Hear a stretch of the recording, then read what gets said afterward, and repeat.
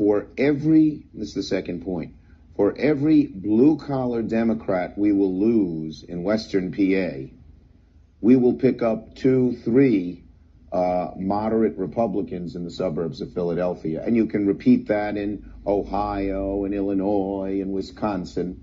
The voters who are most out there figuring out what to do are not the blue-collar Democrats. They are the college-educated Republicans who lean Republican or are independent and in the suburbs. That seemed to be the strategy in 2024.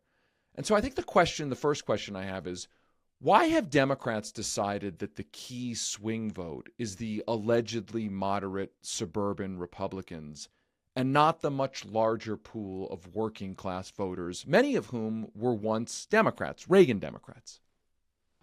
Well, listen, I certainly haven't accepted that as the path forward. Listen, maybe because Democrats were confident that they wouldn't lose as big a share of lower income voters as we have. But the fact of the matter is, once we sort of stop really listening to working class voters and poor voters, we ultimately delivered a platform and a message that was not terribly compelling to them.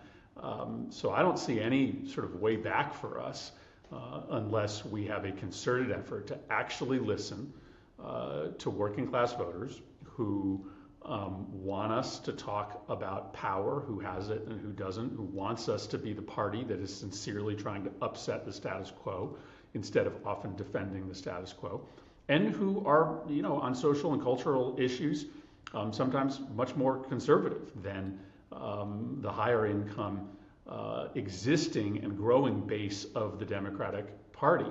So those are, hard things for us to do, is to, really make a commitment to economic populism, to really focus on regaining the position we once held, being the enemy of the status quo, and then to open our party up as a big tent, to stop being so judgmental of people who may not line up with us on 100% of the tough social and cultural issues, as well as issues like guns and climate, which right now tend to be litmus test issues for the party.